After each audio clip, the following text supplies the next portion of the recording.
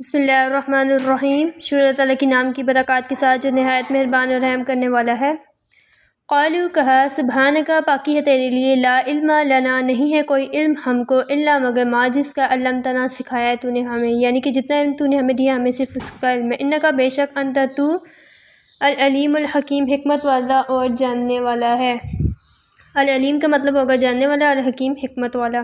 اس میں ایک پوائنٹ ہے دیکھیں، بظاہر ان الفاظ سے یہ معلوم ہوتا ہے کہ یہ نام صرف آدم علیہ السلام کو سکھائے گئے تھے اور فرشتے اس تعلیم میں شریک نہیں تھے۔ اس صورت میں ان سے ان ناموں کے بارے میں پوچھنا یہ جتانے کے لیے تھا کہ تم میں وہ صلاحیت نہیں رکھی گئی جو آدم کی تخلیق سے مقصود ہے۔ دوسرا احتمال یہ بھی ہے کہ آدم کو سکھاتے وقت فرشتے موجود تو تھے، لیکن چونکہ ان میں ان باتوں کو سمجھنے یا یاد رکھنے کی صلاحیت نہیں تھی، اس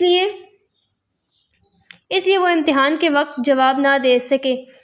اس صورت میں ان کے جواب کا حاصل یہ ہوگا کہ ہمیں وہی علم حاصل ہو سکتا ہے جو آپ ہمیں دینا چاہیں اور اس کی صلاحیت ہمارے اندر پیدا کر دیں۔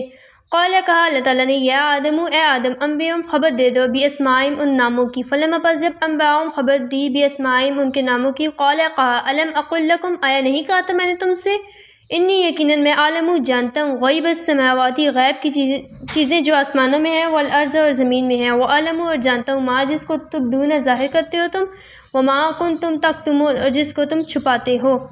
وَإِذْ اور جب قلنا کہا ہم نے للملائکۃ فرشتوں سے، اسجدوا سجدہ کرو لآدم آدم کو، فسجدوا پس سجدہ کیا، الا مگر ابلیس نے سجدہ نہیں کیا تھا، ابا انکار کیا، واستکبر اور تکبر کیا، وکان اور تھا من الکافرین کفر کرنے والوں میں سے۔ اس میں پوائنٹ آئے ہیں دو، دیکھیں۔ فرشتوں کے سامنے آدم علیہ السلام کی عظمت کا عملی مظاہرہ اور ان کا امتحان لینے کے لیے انہیں آدم علیہ السلام کو سجدہ کرنے کا حکم دیا گیا۔ یہ سجدہ عبادت کا نہیں، تعظیم کا سجدہ تھا، جو بعض پچھلی شریعتوں میں جائز تھا۔ بعد میں تعظیم کے لیے بھی اللہ تعالیٰ کے سوا کسی اور کو سجدہ کرنے کی سختی سے ممانعت کر دی گئی تاکہ شرک کا کوئی شبہ بھی پیدا نہ ہو۔ یہ سجدہ کروانا اس بات کا بھی مظاہرہ تھا کہ فرشتوں کو اس بات کی تلقین کی جا رہی ہے کہ کائنات میں جو چیزیں ان کے اختیار میں دی گئی ہیں وہ انسان کے لیے مسخر کر دی جائیں تاکہ یہ دیکھا جائے کہ وہ ان کو صحیح استعمال کرتے ہیں یا غلط۔ اگرچہ براہ راست سجدے کا حکم فرشتوں کو دیا گیا تھا، مگر اس میں تمام جاندار مخلوقات بھی شامل تھیں، لہٰذا ابلیس جو جنات میں سے تھا اس پر بھی اس حکم کی تعمیل لازم تھی۔